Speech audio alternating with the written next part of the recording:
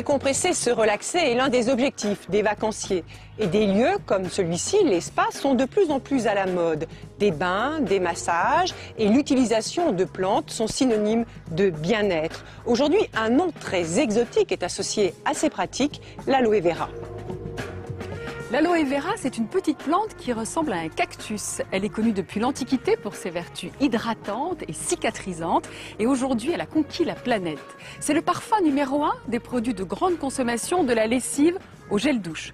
De succès marketing en petites arnaques, nous sommes partis à la découverte de cette plante mythique avec Jean-Christophe Porte et Ludovic Tourte.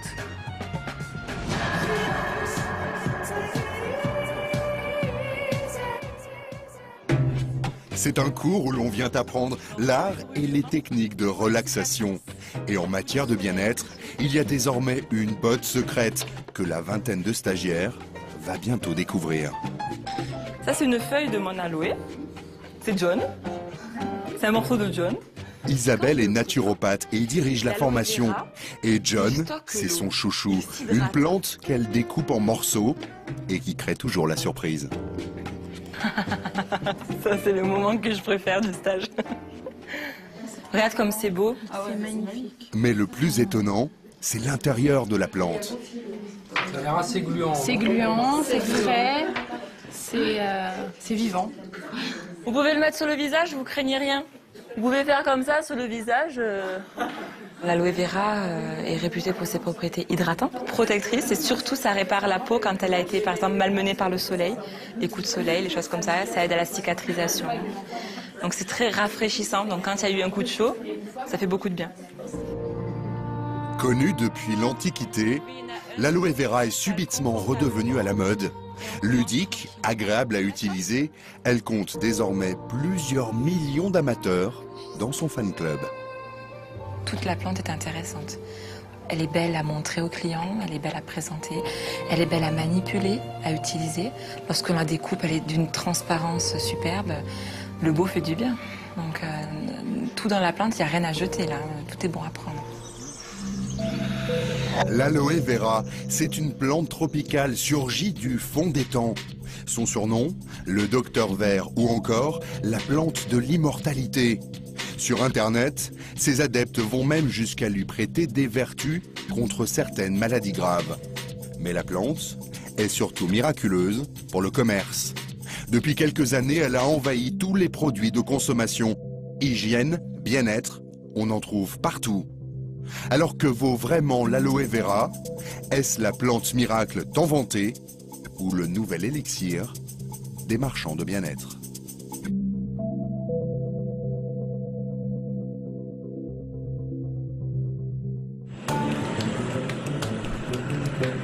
L'aloe vera est une fille du soleil. Pour la trouver, il faut grimper dans les montagnes d'Andalousie, en Espagne. Juchées sur les collines, les fincas, les fermes locales. Sur ces terres arides poussent surtout des fruits tropicaux, mangue, litchi ou avocat. Et c'est ici qu'un couple de Français, Patrick et Sylviane, s'est lancé dans la production d'aloe vera. Leur plantation est entièrement bio.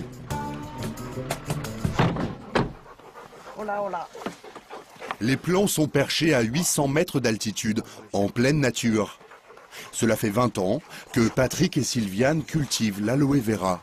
Ce matin, ils viennent voir où en est leur future récolte.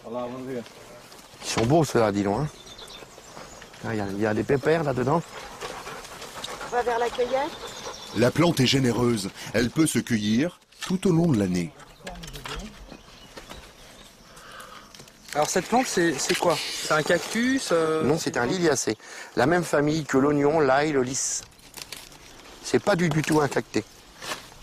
On cueille les feuilles basses, qui sont les plus grosses et les plus charnues, pour bien sûr avoir le maximum de mucilage à l'intérieur.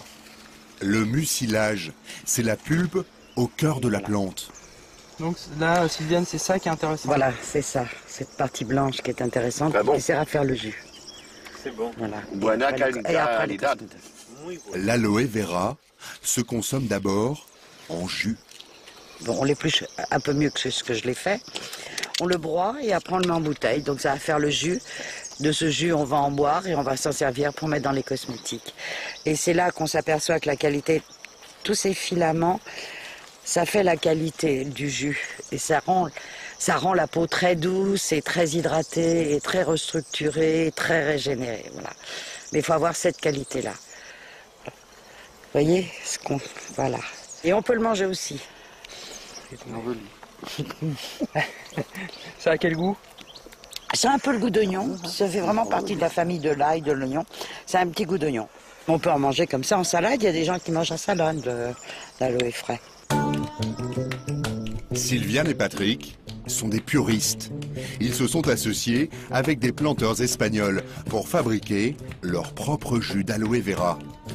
Leur laboratoire se cache au pied de la montagne, dans une petite ferme. Hola Nico.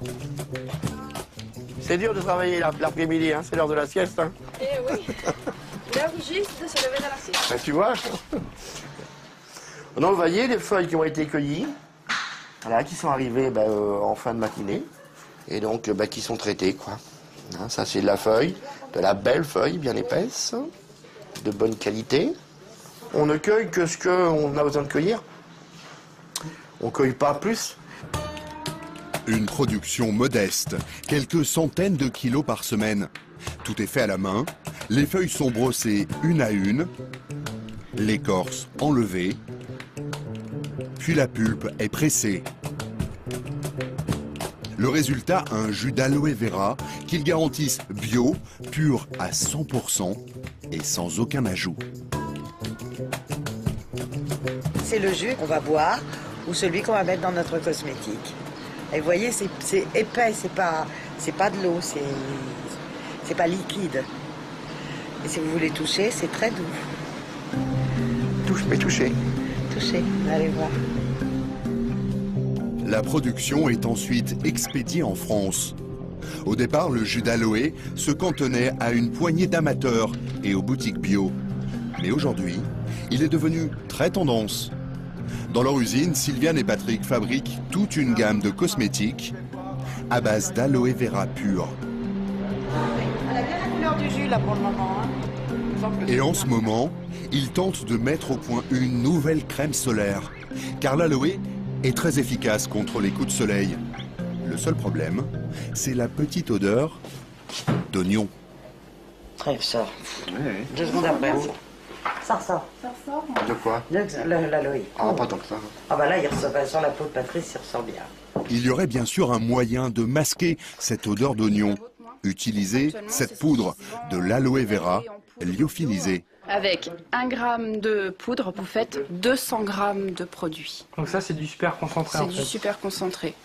Mais en analyse, vous n'avez pas du tout les mêmes taux de molécules actives qui ressortent entre la poudre et le jus d'aloe. Le fait aussi de le concentrer et de le réduire en poudre, vous perdez beaucoup d'activité. Patrick, lui, se refuse à utiliser ces poudres. Impossible d'en vérifier la qualité, ni même de savoir s'il s'agit vraiment d'aloe vera. Vous savez pas, vous êtes incapable de savoir si c'est de l'aloe, pas de l'aloe. Ça peut être d'autres produits, comme de la maltose, dextrose ou n'importe quoi. Ce sont des produits qui sont très très souvent coupés, rallongés. Et vous refusez d'utiliser ou de réduire votre aloe en poudre? Absolument, aucun intérêt.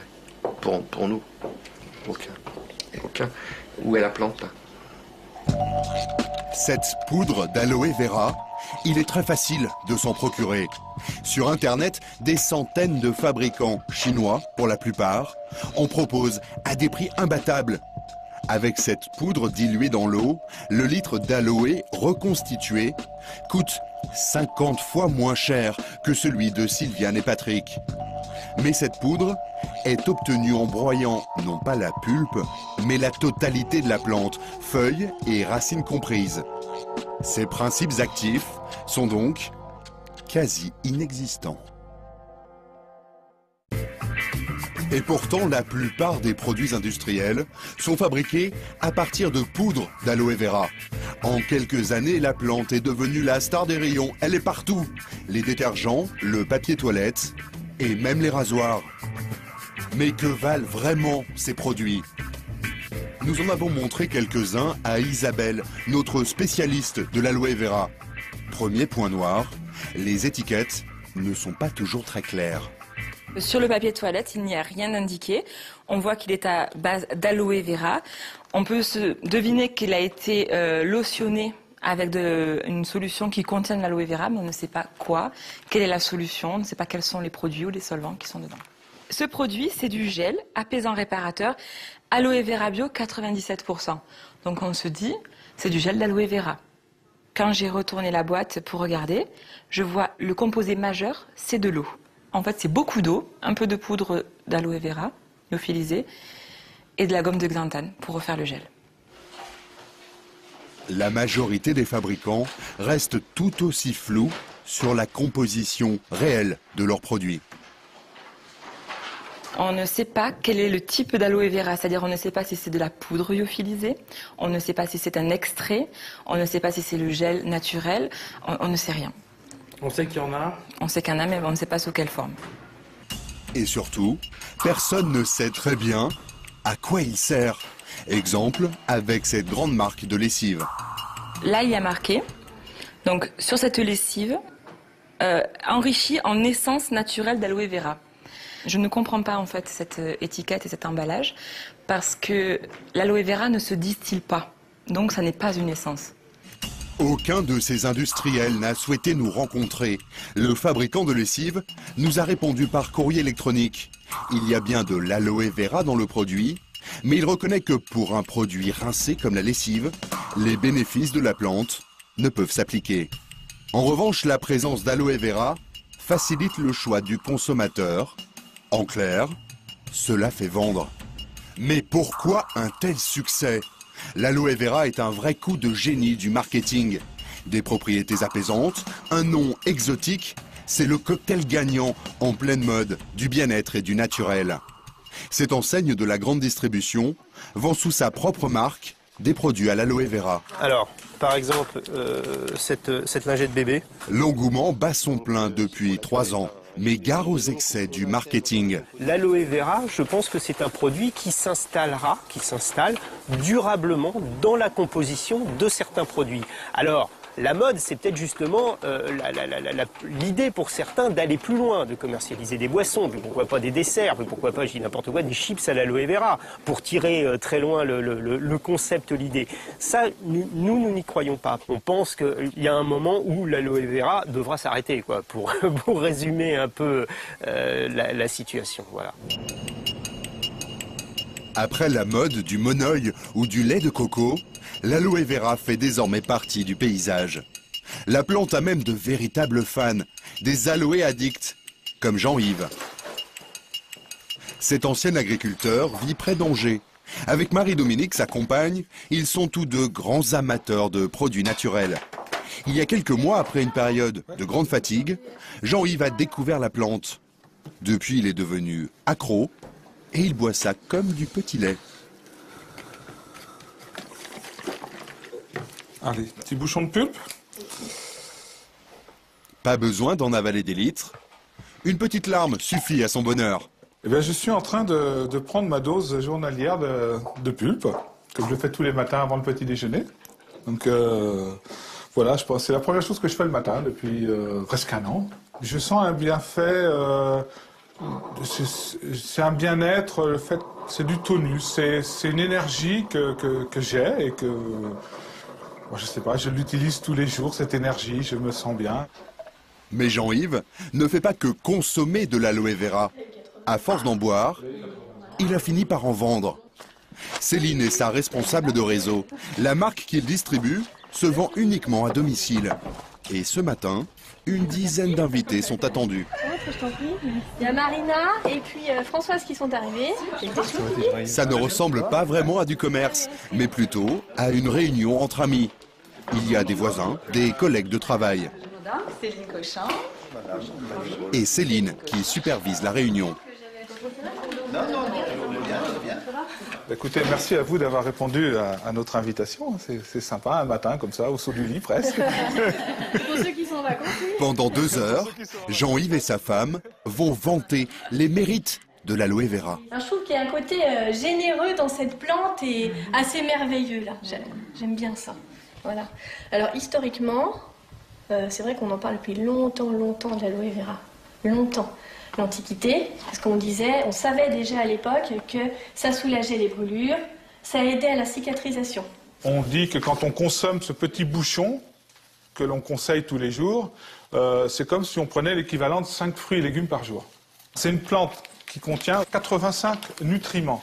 Et en comparaison, le liquide amniotique, qui est quand même très riche, il y a 92 ou 94 nutriments. Donc voilà, on se rapproche de très près du liquide amniotique.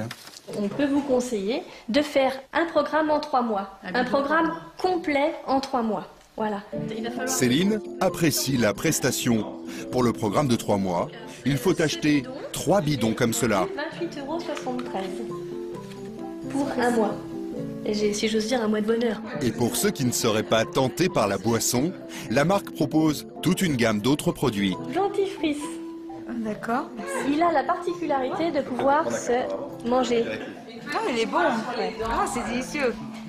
Le savon liquide, vraiment pour tout usage, quoi. Il y a de la crème de jour, il y a de la crème de nuit. Là, il y a un petit après-rasage qui est très sympa. Ah, oui, c'est agréable, hein. Très agréable. Pas de chance pour les affaires. Aujourd'hui, Jean-Yves n'a rien vendu. Mais Céline est contente de sa nouvelle recrue. Et n'est pas choquée quand il compare la plante au liquide amniotique ou aux 5 fruits et légumes par jour.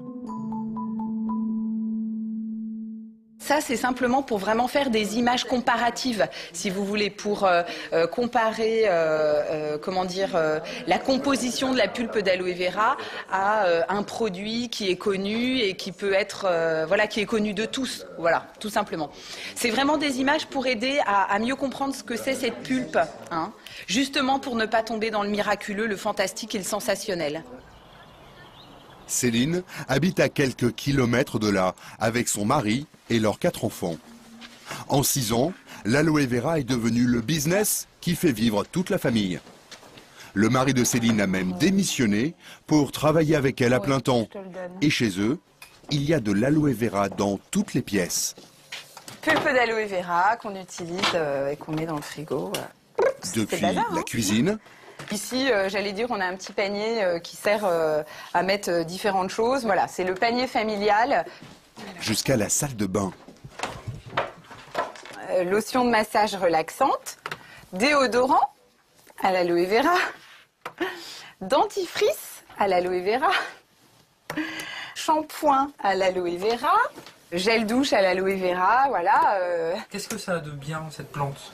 Je dis souvent que si elle a rien de bien, au moins elle a rien de mal. L'aloe vera, voilà. Je ne sais pas si on se pose la même question quand on mange une orange ou quand on mange une pomme ou une banane. Ça a quoi de bien l'orange ou la banane? Eh bien, ça nous nourrit. Et c'est un fruit, un légume qui peut nous faire du bien. Ben, la pulpe d'aloe vera, c'est exactement la même chose. Les propriétés de l'aloe vera sont-elles vraiment comparables à celles des fruits et légumes? Patrick Vermersch est médecin spécialiste de la sclérose en plaques. Depuis quelque temps, il voit fleurir sur Internet des sites qui vantent les bienfaits de l'aloe vera et des vertus thérapeutiques quasi miraculeuses. La plante qui soigne toujours et guérit souvent. Il n'y a pas de produit qui guérit souvent et soigne toujours. Ça n'existe pas en tant que tel. Elle soigne le cancer, douleurs articulaires, foulures, tous les problèmes rhumatologiques, les arthrites, les rhumatismes, l'arthrose, le diabète, les problèmes cardiaques. Imaginez une gamme de produits qui soignent tout cela. Non, je pense que vous ne pouvez pas l'imaginer. Cible privilégiée de ces forums, les malades de la sclérose en plaques. De prétendus témoignages font l'apologie de l'aloe vera, puis finissent systématiquement par proposer la vente en ligne de produits. L'aloe vera a certaines vertus. Dans le milieu de la cosmétologie, par exemple, où ça a été prouvé de façon claire, dans des maladies chroniques comme la sclérose en plaques, cela n'a pas été prouvé. Je crois qu'il faut être clair avec le patient quand même. C'est le minimum d'honnêteté médicale et scientifique. Ça n'a pas été prouvé qu'il y a un effet bénéfique? Non. Sur le taux de poussée, sur la progression du handicap, non, ça n'a pas été prouvé. Même s'ils ne sont pas avérés, les bienfaits supposés de l'aloe vera pour la santé profitent largement aux ventes. Ce matin, Céline a rendez-vous à Paris, au siège de la société dont elle vend la gamme. Céline a commencé comme simple vendeuse, puis elle a créé son propre réseau de distributeurs à domicile qu'elle forme régulièrement aux techniques de vente. Je connais quand même pas mal de monde en fait. Je connais Marie, je connais Nathalie, Véronique, Marie-Laure, je connais Madeleine et Benoît. Enfin voilà, je connais quand même pas mal de monde, vous voyez. Nous, bien sûr, avec l'expérience que l'on a, on propose un planning de formation pour nos distributeurs. Mais ce ne sont pas que pour nos distributeurs en direct, ce sont aussi pour les distributeurs de nos distributeurs. Voire les distributeurs des distributeurs de nos distributeurs. donc voilà. Il y en a combien en tout alors ? Alors chez nous, nous on a un réseau, on a un réseau de plus de 1300 distributeurs maintenant, mais depuis 6 ans. Le fruit du lithium, c'est... Avec ses 1300 vendeurs, Céline anime un des plus gros réseaux français de la marque. Sur chaque vente, elle touche un pourcentage, et si le chiffre d'affaires de son réseau augmente, son pourcentage augmente aussi. Résultat, elle gagne 60 000 € par an. Le vendeur qui a le plus gros réseau touche, lui, 2 millions d'euros. Cela pourrait ressembler à ce qui s'appelle la vente pyramidale, un système interdit en France. Rien à voir selon le directeur.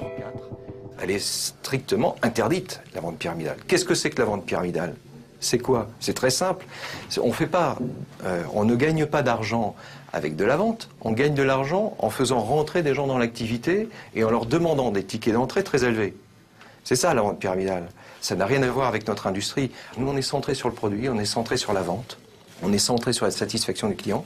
Et si vous décidez d'arrêter demain, il n'y a pas de problème. Vous arrêtez quand vous voulez et on vous reprend votre marchandise. On vous rembourse. Ça, c'est pas du pyramidal. Le système a en tout cas bien profité à la marque. Elle a étendu son réseau sur toute la planète. C'est ici, aux États-Unis, que la société est basée. Elle est aujourd'hui le premier producteur mondial d'aloe vera. Nous sommes dans le sud du Texas, près de la frontière mexicaine. Chris Hardy supervise toute la production d'aloe vera de la société. Sa seule crainte, c'est qu'il gèle. Et dans le désert, c'est plutôt rare. Toute l'année, la récolte tourne à plein régime. Ici, la culture de l'aloe vera est une industrie. Elles sont belles les plantes là. Une plante robuste qui réclame peu d'eau et peu d'entretien. Bref, le jackpot pour tout exploitant agricole. Là, c'est la récolte. On coupe les fleurs de chaque plante, parce que les fleurs pompent beaucoup d'énergie. En faisant ça, on obtient des feuilles plus charnues. Chris n'est pas agriculteur de formation, mais ingénieur. Ce qui l'intéresse, c'est l'incroyable productivité de l'aloe vera.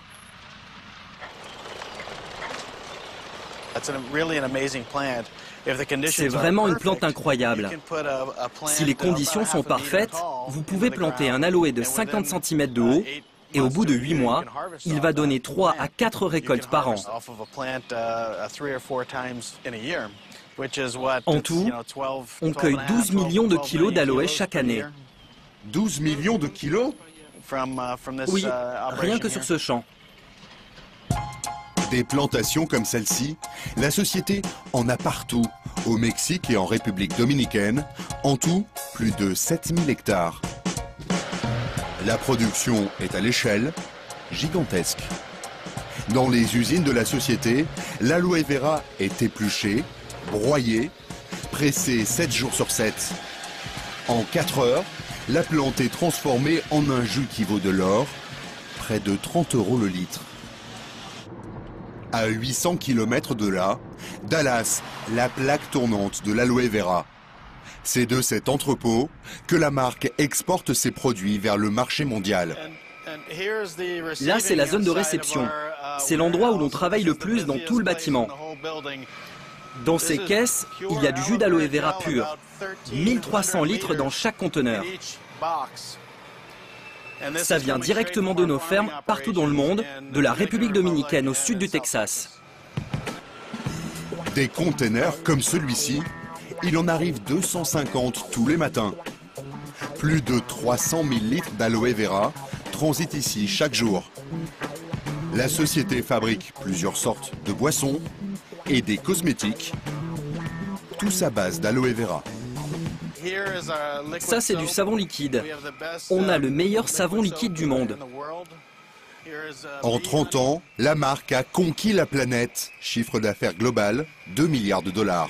Et voilà le meilleur dentifrice du monde, à l'aloe vera. Du dentifrice? Oui, du dentifrice. Vous faites toutes sortes de produits différents avec l'aloe vera? On peut faire ce qu'on veut avec l'aloe vera. Tout ce qu'on veut? Tout ce qu'on veut. On peut tout faire et surtout, faire fortune. L'homme qui a lancé la mode de l'aloe vera habite à 2000 km de là, dans un décor de rêve. Il a bâti un véritable empire, dont le siège mondial se trouve ici, à Scottsdale, en plein cœur de l'Arizona. Le roi de l'aloe vera, c'est lui, Rex Morgan. À 72 ans, il est aujourd'hui une des 400 premières fortunes mondiales. Une vraie success story à l'américaine pour ce fils de fermier. Dans les années 70, la mode, c'est la vente à domicile comme Tupperware. Reste à trouver un produit. Son trait de génie sera cette plante au nom exotique, mais inconnue du grand public. En ce temps-là, quand on parlait d'aloe vera, les gens vous regardaient et disaient « Hein ?» Ils ne savaient pas du tout ce que c'était, alors que maintenant c'est un mot courant. J'ai compris que c'était un bon produit, mais je ne savais rien dessus. Tous les gens à qui j'en donnais un échantillon me disaient qu'ils se sentaient mieux, qu'ils n'avaient plus mal aux jambes, ou qu'ils se sentaient en meilleure forme. Donc vraiment, c'était le produit idéal. Et c'est comme ça que je me suis lancé. D'abord avec le jus d'aloe vera, à boire. Rex a senti le filon 40 ans avant les autres. Aujourd'hui, il a des filiales dans 140 pays et 10 millions de vendeurs à domicile pour écouler ses produits. Ces images tournées par la marque montrent les congrès géants qui réunissent chaque année les vendeurs du monde entier. Et en invité vedette, le premier d'entre eux, Rex. Ma philosophie dans la vie, c'est qu'il faut aider les gens à obtenir ce qu'ils veulent. S'ils veulent un petit revenu d'appoint, ou s'ils veulent une meilleure santé, grâce à moi, c'est possible. Et si les gens veulent devenir millionnaires, le meilleur moyen que je connaisse, c'est mon modèle marketing. C'est ce que font nos distributeurs partout à travers le monde. Lors de ces congrès, les meilleurs vendeurs sont récompensés. Rex, en personne, leur remet un chèque au montant exorbitant. Une pluie de dollars au parfum d'aloe vera. Jusqu'à plus de 460 000 €. Quant à Rex, il est devenu milliardaire et collectionne tout ce qui lui plaît. Des œuvres d'art, mais surtout de belles propriétés partout dans le monde. C'est vous sur la photo? Oui, je suis en cow-boy. C'est South Fork, le ranch de la série Dallas. On organise des visites tous les jours. Et là, dans ce bâtiment, j'ai même fait une salle à manger pour 5000 personnes. Vous aimez acheter des choses? Ne jamais vendre, toujours acheter. Le modèle de sa réussite, Rex l'a exporté dans tous les pays. À Paris comme ailleurs, la marque surfe sur le succès du fondateur. La filiale française fait 50 millions d'euros de chiffre d'affaires par an. Pour son directeur, tout le monde peut donc faire fortune avec l'aloe vera. Chez Forever, on démarre avec 35 €. Avec 35 €, vous avez l'ensemble des éléments qui vont vous permettre de comprendre le business, de comprendre les produits et de savoir comment démarrer cette activité. Mais la réussite est-elle vraiment à portée de tous? Ou l'aloe vera est-il un simple prétexte pour faire de l'argent facile? Avec une caméra discrète, nous nous présentons dans les locaux de la marque comme de simples clients. Aussitôt, une distributrice nous propose de devenir vendeur et d'entrer dans son réseau. Elle nous parle de gros revenus et davantage en nature. Tu as des reconnaissances, par exemple, tu as un voyage en Afrique du Sud qui t'est offert. Tout frais payé. Ah oui, oui, oui. Tout frais payé, tu as un stylo exclusif sorti de magnifiques diamants. Tout frais, ça te met mal à la tête, moi bon. Ah, ça incite quand même à devenir manager. Ça te donne envie d'avancer parce que tu sais que derrière, il y a un plan mérite. Arrive son supérieur dans le réseau, l'homme qui l'a recruté, un manager comme Céline. Lui aussi tente de nous convaincre. Il nous fait miroiter des revenus mirobolants grâce au réseau. Ça marche bien. Et toi, tu es manager, mais il y a quelqu'un qui est au-dessus de toi, qui est Par contre, lui, comme il a 2 managers en direct, il est ce qu'on appelle manager senior. Et il a actuellement 32 ans. Donc imagine à 40 ou à 50 ans, il sera sans doute manager diamant. Et manager diamant, allez, pour être modeste, il sera à plus de, je sais pas, 20 000, 30 000 ou 40 000 euros de revenus tous les mois. Tu vois, ça paraît incroyable ce que je dis. Mais avec le système du réseau, si tu travailles bien, tu peux avoir ça. Mais même si à la rigueur, c'est ne serait-ce que 5 000 ou 10 000, combien il y en a qui ont ça à la fin de leur carrière? Il y a des gens comme moi, comme toi. Mais pour pouvoir entrer dans le système, il y a une condition. Il faut acheter des produits. Globalement, c'est quoi la chose importante, c'est la consommation. Déjà, toi, tu dois commencer à utiliser les produits, en fait. Donc, parmi les produits, tu verras, il y a des choses qui peuvent te convenir. Il y a des compléments alimentaires, donc des buvables, des comprimés, des choses comme ça. Et contrairement à ce que nous a affirmé le directeur de la filiale, le ticket d'entrée dépasse largement les 35 €. Donc, pour le démarrage, qu'est-ce que tu souhaites faire aujourd'hui? La première commande, ça doit faire 1 point. Donc, tu vas démarrer à 1 point ou à 2 points aujourd'hui? 1 point caisse, c'est 200 € de vente. 1 ou 2 points caisse, c'est 200 ou 400 € de produits que nous devons acheter. Ouais, là ça devient un petit investissement. Ah oui, c'est un investissement, mais bon, j'investis 232 € derrière, ça rapporte. On nous propose enfin une valise de démonstration complète à 450 €, plus 35 € d'inscription. Tous les produits, ça fait 485 pour démarrer. Avec ça, tu démarres bien.